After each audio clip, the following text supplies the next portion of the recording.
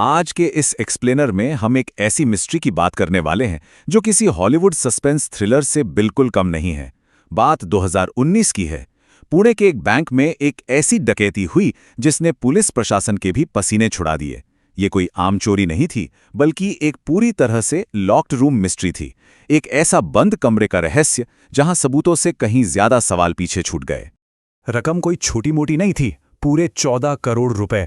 पुणे के शिवाजीनगर में मौजूद अति सुरक्षित महाराष्ट्र अर्बन कोऑपरेटिव बैंक से इतनी बड़ी रकम रातों रात हवा हो गई। और सबसे ज्यादा हैरान करने वाली बात जानते हैं क्या थी? इस पूरी घटना में ना तो कोई गोली चली, ना कोई हथियार दिखा और ना ही बैंक का कोई सिक्योरिटी अलार्म बजा। सब कुछ इतनी शांति से हुआ जैसे वो 14 करोड़ वहां कभी थे ही नहीं। एकदम परफेक्ट क्राइम। अब जरा इस बात पर गौर कीजिएगा। सोमवार की सुबह जब स्टाफ आता है, रूटीन के हिसाब से बैंक खोलता है, सब कुछ एकदम नॉर्मल लग रहा था। लेकिन जैसे ही कैश रूम खुला, वो बिल्कुल खाली था। और यहीं से ये केस एक असंभव पहेली बन गया। वॉल्ट का भारी भरकम दरवाजा बिल्कुल सेफ था और सबसे बड़ा पैराडॉक्स ये था कि वो अंदर से लॉक था।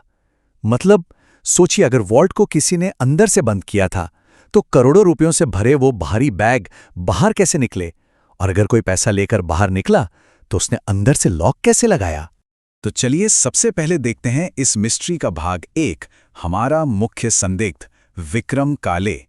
अब ये विक्रम काले कोई हार्डकोर क्रिमिनल नहीं था। वो 38 साल का एक बिल्कुल शांत स्वभाव वाला सिस्टम इंजीनियर था। उसने कुछ वक्त पहले ही बैंक के सिक्योरिटी नेटवर्क पर कॉन्ट्रैक्ट बेसिस पर काम किया था। वो एकदम लो प्रोफाइल रहने वाला इंसान था और सबसे बड़ी बात, उसका पुलिस रिकॉर्ड बिल्कुल क्लीन था। अतीत में उसका किसी भी तरह के अपराध से कोई लेना देना नहीं था। तो फिर ऐसा इंसान अचानक इतने बड़े मामले के बीचों बीच कैसे आ गया? इतनी साफ सुथरी इमेज के बावजूद इन्वेस्टिगेटर्स के हाथ एक ऐसा सुराग लगा जिसने कहानी पलट दी। पुलिस को एक धुंधला सा सीसीटीवी फुटेज मिला और उसमें जो आखिरी इंसान वॉल्ट एरिया से बाहर निकलता हुआ दिखाई दिया, वो विक्रम काले ही था। ये महज कोई इत्तेफाक तो बिल्कुल नहीं हो सकता था। ये सब हुआ कितनी जल्दी, इसे समझने के लिए चलते हैं भाग 2 पर, वो खौफनाक 11 मिनट की टाइमलाइन।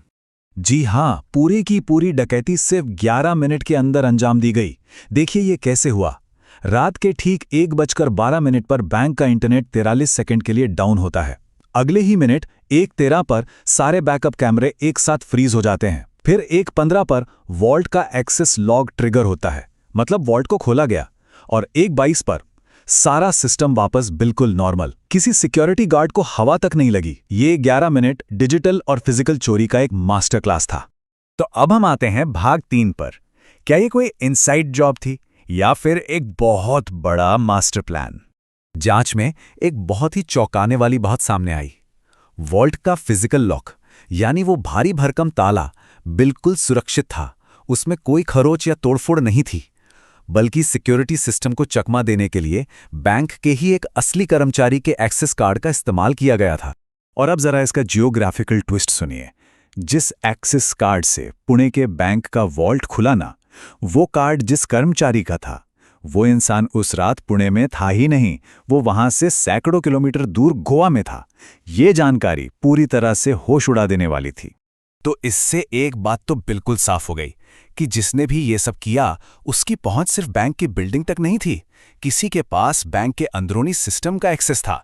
वो दूर बैठा हुआ सिस्टम हैक कर रहा था। मतलब आज के जमाने में ना, तिजोरी तोड़ने के लिए हथौड़े नहीं, बस एक कीबोर्ड की जरूरत है। शुरुआत में तो पुलिस को पक्का यकीन था कि बैंक के अंदर का ही कोई मिला हुआ है, क्योंकि इतनी सटीक जानकारी बिना अंदरूनी मदद के मिलना तो नामुमकिन है। लेकिन कोई सीधा सबूत नहीं मिला और केस तब पूरी तरह से उलझ गया जब विक्रम काले अचानक गायब हो गया। पुलिस ने उसे ट्रैक किया तो फोन आखिरी बार मुंबई पुणे एक्सप्रेसवे पर एक्टिव था। उसकी कार लावारिस खड़ी मिली, लेकिन विक्रम का कोई अता पता नहीं। वो ऐसे गायब हुआ जिससे हवा में घुल गया। और यहीं से शुरू होता है हमारा भाग 4, कुछ अनसुलझी थ्योरीज।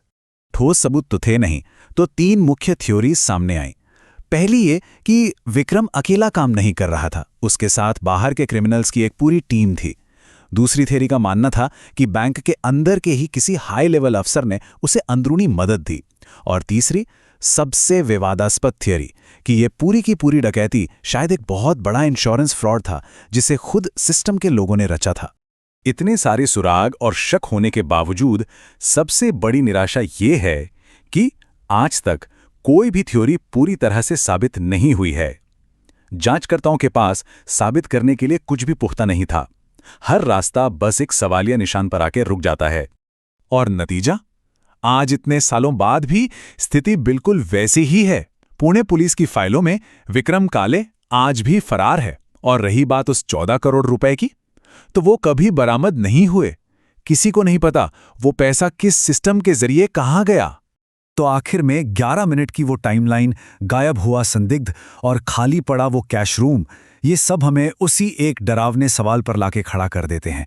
अगर वॉल्ट सच में अंदर से लॉक था, तो उन 11 मिनटों में 14 करोड़ रुपए फिजिकली उस कमरे से बाहर कैसे गए? क्या ये कोई परफेक्ट हैक था या कोई ऐसी चाल जो बिल्कुल हमारी आंखों के सामने होकर भी अदृश्य रही? ये एक ऐसा रहस्य है जो शायद हमेशा के लिए उस बैंक की खाली दीवारों में कैद रहेगा।